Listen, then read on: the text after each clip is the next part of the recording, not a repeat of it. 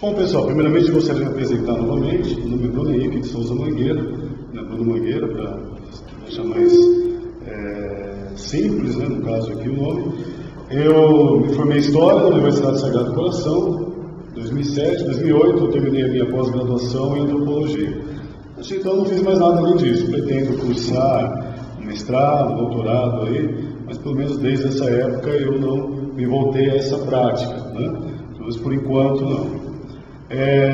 Já atuo na área de docência desde esse período, desde 2007, 2008, né? Atuei um pouco na rede pública, rede particular de ensino, também em supletivos, no caso aqui de particulares também, e trabalho voluntário, né? Eu especificamente tenho dado bastante aulas aí em dois cursinhos que tem ali em Bauru, né? O cursinho Hip Hop e o cursinho Estação, um próximos um do outro ali, e tenho trabalhado aula de geografia ali no caso. Mas a minha formação é História, com habilitação em Geografia e especialização em Antropologia. Então, todas essas áreas, Filosofia, Sociologia, História e Geografia, eu posso trabalhar e ensinar e já desenvolver essas aulas aqui de várias formas, mesmo ali no alfabeto, onde eu trabalhei com a professora Mônica também. Primeiramente, eu gostaria de agradecer a presença de todos. Sempre é muito bom, entendeu, você sair do local onde você está e desenvolver um trabalho que eu tenho certeza, entendeu, que gera frutos, né? Que não é em vão, né? Tudo isso daí. E é interessante sempre lidar com esses temas, sabendo, entendeu, a grande responsabilidade que vocês têm de realizar uma boa prova, mas além disso daí, de vocês realmente construírem um futuro interessante para vocês, um futuro brilhante. Eu tenho certeza que esse também é o grande ideal da Mônica e de muitos professores, felizmente, que é o quê? Levar os alunos realmente a uma construção, né? Levar os alunos realmente a uma transformação, né? a um sonho, né? A conquista de ideais e projetos e valores que muitas vezes hoje em dia são deixados de lado, infelizmente. E o tema que nós iremos trabalhar hoje é utopia. Utopia significa lugar nenhum, nós vamos ver isso aqui nos slides, né? Foi desenvolvido por Thomas Moros, um tema, um nome que ele criou, né? Esse U aí, né? A pronúncia seria o ali no alfabeto grego, né? No caso ali, né? O Micron, né? E o outro nome ali no caso ali, o ômega, né? E utopia, então seria ou utopia. Esse ou, né, a palavra ou, no caso, significa não. Utopia vem de topos, vem de lugar, então significa não lugar, ou lugar nenhum. Né? Esse é o nome, o sentido etimológico da palavra. É lógico que, por exemplo, entendeu, né, a palavra utopia para nós significa que é algo que é impossível de se realizar, né? Algo que é muito utópico, é muito irreal, está além daquilo que pode ser feito ou realizado. Pensamento utópico significa isso. E vocês aprenderam também, eu creio, a respeito de distopia, que seria o inverso. O inverso daquilo que seria, por exemplo, um sonho, né, algo bonito, uma sociedade perfeita, igualitária, né, as grandes temáticas das teorias, vamos dizer assim, utópicas, né, desenvolvidas a partir, no caso aqui, de Thomas Moros, mas mesmo antes dele, né, não, mas principalmente depois dele, porque antes dele você tem Aristóteles e Platão, que trabalham, por exemplo, o conceito de uma sociedade idealizada, mas ela não é igualitária. Você tem uma divisão clássica de sociedade. Você tem a República de Platão, você tem a Política de Aristóteles, onde você tem o desenvolvimento de uma sociedade que seria interessante para ele, mas não que necessariamente fosse igualitária. Já Thomas Moros trabalha, entendeu, esse tema de igualdade, semelhante a alguns filósofos iluministas como Rousseau, ele não era filósofo, mas era um pensador, e você tem Karl Marx e outros socialistas se baseando nele nesse pensamento. E nós iremos compreender e entender tudo isso daí. O objetivo do desenvolvimento da utopia, no caso aqui, essa temática para vocês, é levar vocês a uma compreensão e uma análise maior a respeito desse tema, o que ele significa, o porquê ele foi realizado, justamente para dar base e ferramenta para vocês realizarem uma boa redação e reflexão. O objetivo, entendeu, em si, do desenvolvimento dessas temáticas, tanto no Enem, tanto em outros vestibulares, no caso em si, é trabalhar com vocês uma forma de reflexão e criticidade. E para vocês desenvolverem uma boa reflexão e criticidade, não só para a execução da prova de vocês, mas para a vida de vocês, para a área que vocês forem cursar, qualquer área, é interessante vocês terem uma boa base, né? Uma boa um bom capital, um bom embasamento, porque isso daí leva vocês aqui a uma boa argumentação e, consequentemente, uma reflexão e criticidade frente ao quê? Às realidades que nós estamos. E para isso é interessante o quê? Vocês saberem várias verdades. O problema do Brasil hoje em dia é que a pessoa se apega a uma verdade única, entendeu, em si, nessa guerra político-partidária, e só fica nisso, entendeu, né? Ele não observa outras verdades, ele não vê outros caminhos, ele se enquadra só no perfil, entendeu, né? Como que você pudesse, por exemplo, limitar a pessoa de uma determinada forma. Você é isso e você é aquilo. Não, entendeu? Nós somos muito mais do que isso daí. E você considerar essas verdades, ter uma reflexão, uma criticidade frente a isso daí, é prova o quê? De amadurecimento e equilíbrio, que é o que mais falta hoje em dia entre nós, né? Então vamos lá. Onde fica a utopia? Né? Essa é a primeira pergunta do caso ali, né? No caso aqui dessa temática, no caso aqui dessa apresentação desse tema que a Mônica vai trabalhar com vocês no caso aqui. A origem da palavra utopia, como eu disse, é de Thomas More. Você tem uma visão otimista de Karl Marx, que é um sociólogo, né, de origem judaica, alemão, e você tem uma visão pessimista de André Bonville, que está vivo até hoje, e ele tem uma visão pessimista frente à utopia. E nós iremos nos achegar, nas considerações finais, a esses pontos de vista conflitantes. E esse vamos dizer assim, a melhor maneira de nós realmente nos voltarmos a uma verdade, ou verdades, ou uma posição, vamos dizer assim, equilibrada frente a, vamos dizer assim, considerações diferentes. Bom, origem, utopia. Utopia vem do grego ou, né, ou não, e do prefixo topos, como eu disse, significa lugar nenhum, né? A palavra foi criada, no caso aqui, por Thomas More, como eu disse, significa que é um lugar que não existe, né? Essa obra foi escrita em latim em 1516. Thomas More, ele, no caso aqui, o Thomas More, ou Thomas Moros, ou Tomás Moro, né? 1478 a 1535, ele foi um filósofo, no caso aqui, né, inglês, ele ocupou vários cargos públicos, em especial o cargo de Lord Chancellor, né, ou chanceler, no caso aqui do Henrique VIII. Ele é conhecido aí como um dos grandes humanistas, assim como Erasmo de Roterdã e alguns outros aqui ali do século XVI. Thomas Moros, ele teve um fim triste, Thomas Moros, né? Ele foi decapitado aqui por Henrique VIII, porque ele não concordava com o divórcio dele e o segundo casamento, né, que ele realizou no caso aqui de Henrique VIII. A gente sabe a história de Henrique VIII, vocês aprenderam história, né, que a mulher dele não poderia ter filhos, né? Aí ele se casou com uma outra mulher, né, no caso aqui, a Catarina de Aragão não poderia ter filhos, ele casou-se com a Ana Bolena, né?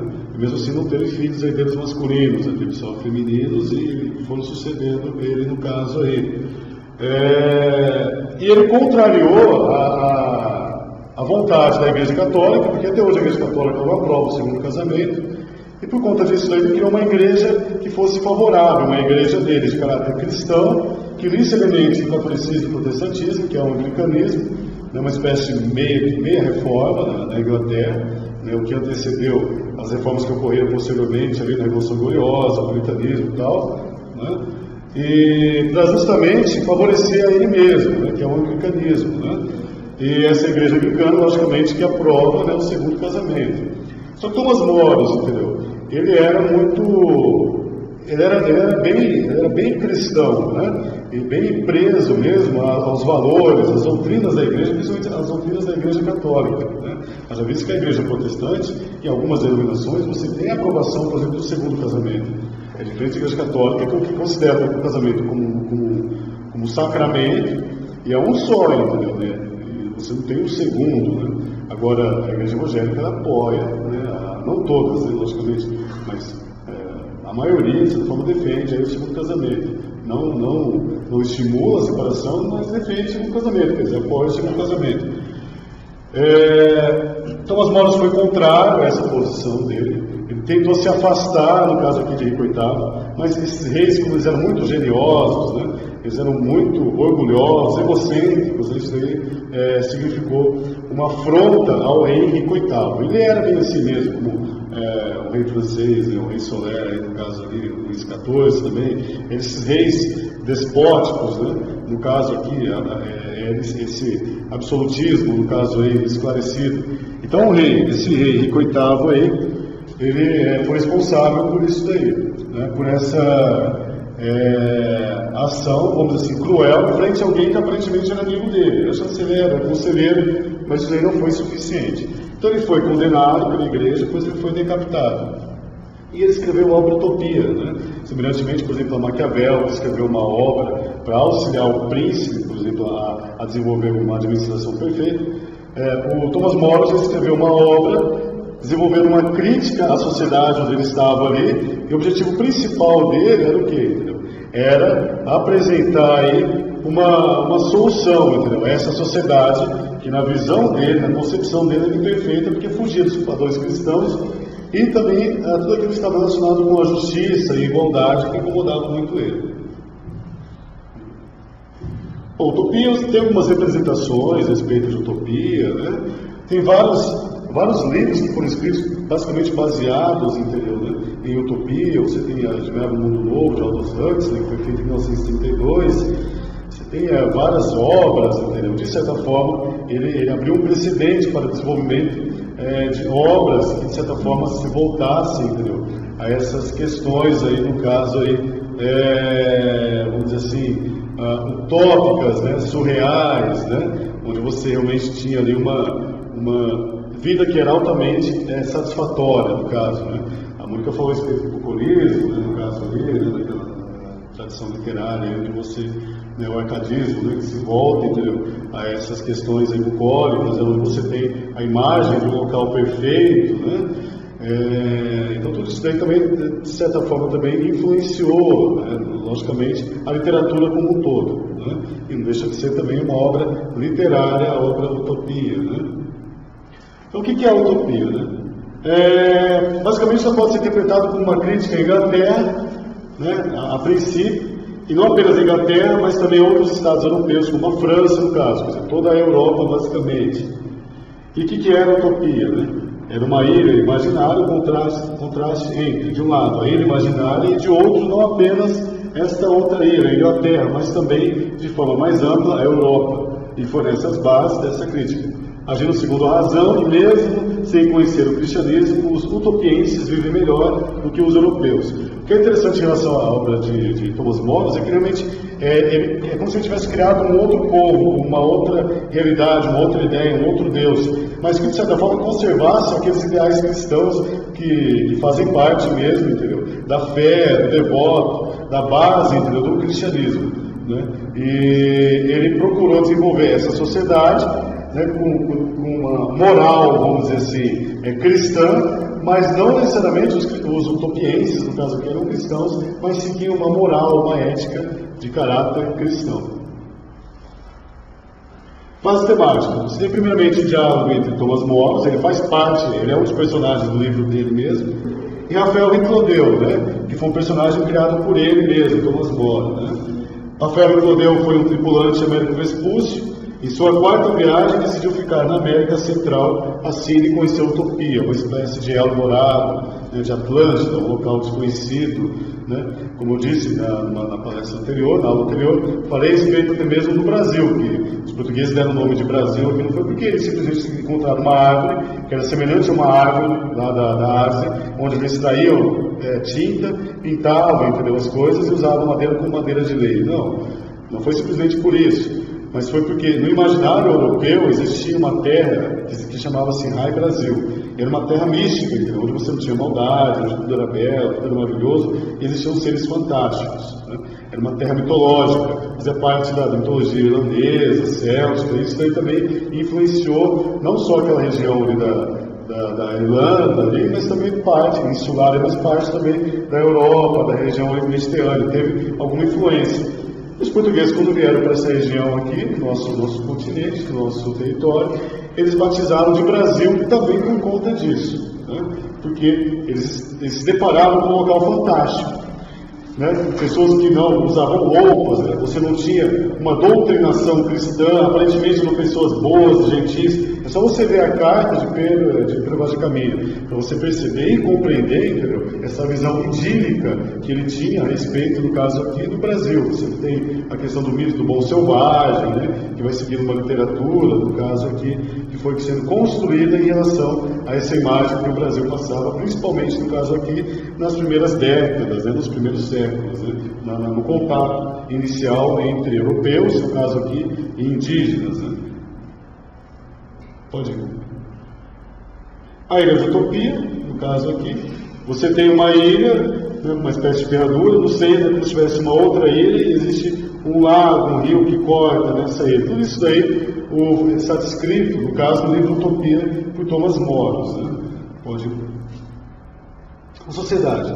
Bom, a principal característica da sociedade, a utopia, é o bem comum. Né? Então, né, nesse ideal, por exemplo, de sociedade perfeita de Thomas More, diferente, por exemplo, de Platão, diferente, por exemplo, de Aristóteles, né? O ideal dele, que ele tinha, de sociedade perfeita, era uma sociedade onde você tinha o bem comum, a divisão do trabalho e a não propriedade privada. Quer dizer, você não tinha uma propriedade privada, porque para ele, entendeu? Assim como Rousseau, a propriedade privada é o início de todos os males, vamos dizer assim, né? É o começo dos problemas da sociedade no mundo como um todo. Então, a extinção da propriedade privada para ele é a solução. E o ideal de sociedade perfeita para Thomas More era justamente, no caso aqui, uma sociedade onde você não tinha propriedade privada e todos dividiam, né, as coisas entre si, né, viviam de maneira igualitária. Como disse aqui ele, né, é minha convicção firme que uma distribuição segundo critérios de equidade ou uma planificação justa das coisas humanas não é possível sem eliminar totalmente a propriedade privada. Enquanto ela subsistir, estou convencido de que há de continuar sempre a haver, entre grandíssima parte da humanidade e entre a melhor parte dela, o fardo angustiante e inevitável da pobreza e da miséria. Para ele, a propriedade privada era, vamos dizer assim, a causa principal de toda a miséria da humanidade. Eliminando-se isso aí, isso é um pensamento socialista, entendeu? Né? É um pensamento marxista. Né? Está além, por exemplo, daquilo que as pessoas pensavam a partir de então, mesmo na época dele. Você tem um pouco disso de Rousseau, e todo esse pensamento ele começou a se desenvolver de fato mesmo a partir da Revolução Industrial, com Karl Marx mesmo, entendeu? Proudhon, né? Bakunin, que tiveram uma compreensão, vamos dizer assim, mais real a respeito do que está acontecendo na sociedade e com propostas reais para a mudança. Agora, a aplicação prática do socialismo na sociedade é uns 500, aí já é uma outra história, entendeu? Né? O que se desenvolveu, o que foi feito, né? Se deu certo ou não, entendeu? Né? E nós sabemos a resposta e vivemos um contexto aí posterior, no caso. Filosofia de vida. Bom, uma coisa que é interessante também em relação à questão de filosofia de vida que tem a ver com o caráter. Né? Discutem também sobre a virtude, o prazer, mas seu principal motivo de preocupação é a felicidade humana. É saber em que consiste a felicidade humana, se é única ou múltipla. Parecem bastante inclinados a aceitar o ponto de vista daqueles que acreditam que toda ou a maior felicidade está no prazer. Perceba que eles não negavam o prazer de se viver. Né? O prazer de você valorizar as coisas boas da vida. Mesmo ele tendo um pensamento, entendeu? Vamos dizer assim, mais conservador, ele fazia parte da vida dele mesmo, entendeu? Pela formação, aquilo que ele precisava e buscava, mas ele não abriu mão do prazer, da qualidade de vida. Mas, né, no caso aqui, né, nesse último capítulo, você tem a característica em relação aos princípios que eles se voltavam. Eles se voltavam ao prazer, mas eles tinham princípios que eles seguiam e eles também não abriam mão. Assim como Thomas More também, eu acredito que ele desenvolvia. O livro, de certa forma, é uma espécie de alter ego dele, né? Sem esses princípios religiosos, creem eles, o poder da filosofia de investigar a verdadeira felicidade é limitada e incompleta.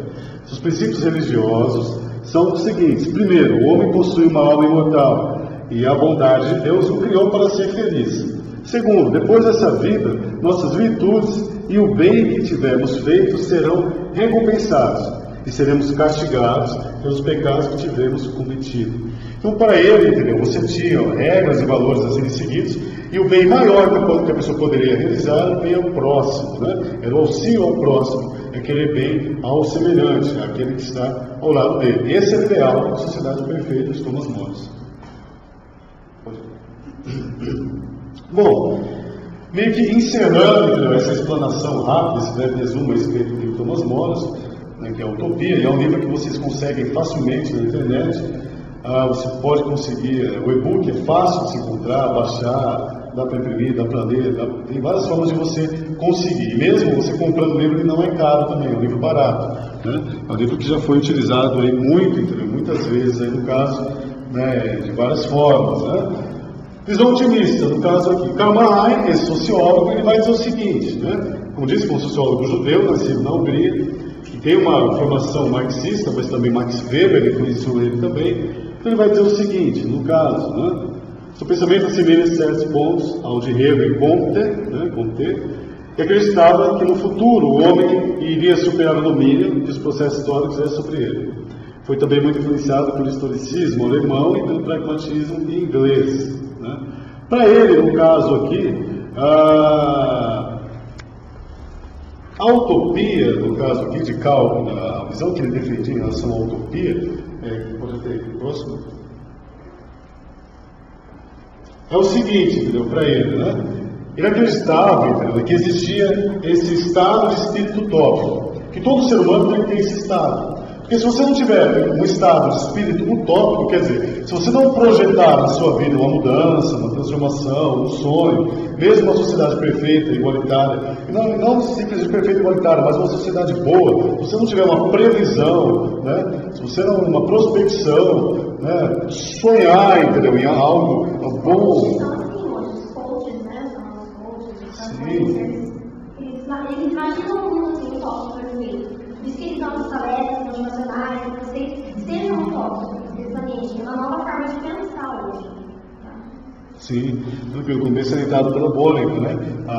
Os coaches, né, e vários aí, interlocutores, aí, no caso de comunicadores motivacionais, né?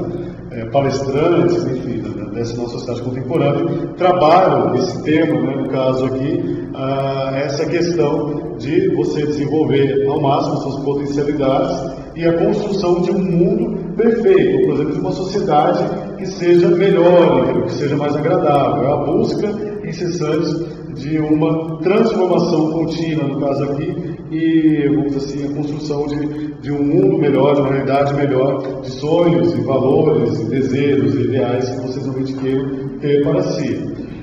O problema em si, entendeu, no caso aqui, eu não vou adentrar na questão do tema utopia, mas o parênteses em relação a isso daí, é que os coaches, entendeu, né, mais, entendeu, que eles ofereçam uma saída ou uma transformação para as realidades que nós vivemos, o que é interessante, porque você pode mudar, você é construtor da sua história, existem vários exemplos de pessoas que mudaram a sua história, sua trajetória de vida, realizaram grandes coisas, mas o problema em si é quando você dá muita ênfase na pessoa e você esquece a realidade em volta, entendeu?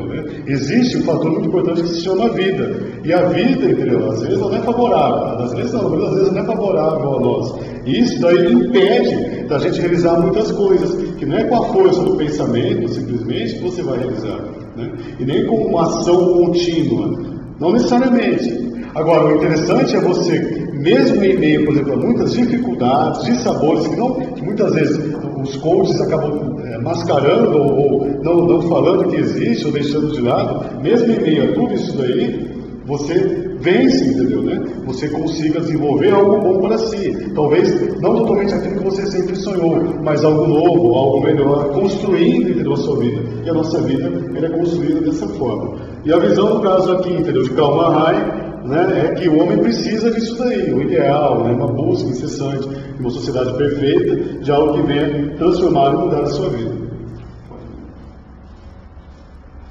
A visão pessimista, no caso aqui, entendeu, né, vem de Sponville, né? Para ele, entendeu, no caso aqui, a utopia, o desenvolvimento de uma utopia era algo maléfico, não é algo bom. Vocês vão ver, entendeu, nas propostas que a Mônica trabalhou com vocês, né, no caso aí de geração. E como que Karl Marx e alguns outros têm uma visão, vamos dizer assim, otimista da utopia, quer dizer, algo necessário, que faz parte do ser humano, você precisa ter isso daí, é uma esperança, entendeu? É você projetar um futuro melhor, uma realidade melhor. Sponville vai dizer o contrário, vai dizer que não, entendeu? Né? Que isso daí é maléfico, que na verdade, entendeu? Isso daí pode prejudicar, né? Como ele disse mesmo, entendeu? Acredito que se pode viver sem utopias. Para ele, você pode viver totalmente bem sem nenhuma utopia. Acho que é até melhor, porque as utopias são ao mesmo tempo ineficazes e perigosas. Ineficazes por quê? Porque ineficazes quando permanecem como sonhos. Quer dizer, enquanto ela está na sua cabeça, um sonho, né, um desejo, ela não serve para nada, ela é ineficaz, quer dizer, ela não existe. E perigosas quando você quer realizar. Você tem um exemplo claro em relação a isso daí, e aí que é interessante vocês trabalharem com várias verdades para vocês desenvolverem um ponto de vista equilibrado. O nazismo, por exemplo, o nazismo é um exemplo claro em relação a isso daí, né? Quer dizer, para Hitler, na cabeça dele era algo perfeito, mas na verdade a gente sabe muito bem, então, quão maléfico foi o desenvolvimento aí do nazismo, né? Ou do nazifascismo como um todo. Considerações finais. Onde fica a utopia? Aí eu fiz umas considerações, entendeu, né? No caso, em relação à utopia, né? Que a utopia, ela fica em nós, no caso aí, né? Quer dizer, sonhos, valores, princípios, ideais, mas a questão do equilíbrio é fundamental. Nem sempre aquilo que é bom para mim, né, é bom, entendeu, né, para os outros. E aí está, entendeu, a nossa, vamos dizer assim, competência, habilidade, né, de viver bem em sociedade, respeitando as diferenças do caso aí.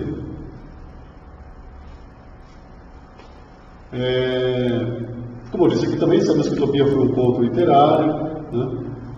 Como disse, ela obedeceu uma crítica à sociedade inglesa, mas uma resposta àquilo que estava acontecendo também. Essa foi a temática principal de utopia. Pode continuar.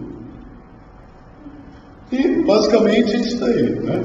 Eu escrevi mais do que isso, vocês perceberam nos slides, mas como está algo muito extenso em relação à apresentação mesmo dessa temática, eu decidi, né, de acordo com as palestras, no caso aqui que a gente vem desenvolvendo, dar uma resumida e uma explicação frente a isso daí, para que a gente possa ter um desenvolvimento maior e dar a chance de vocês também pensarem sobre esse tema. E é isso aí, pessoal. Obrigado pela presença de vocês, agradeço a participação, a Mônica, a todos. Muito obrigado e quando precisar, estamos aí, pessoal.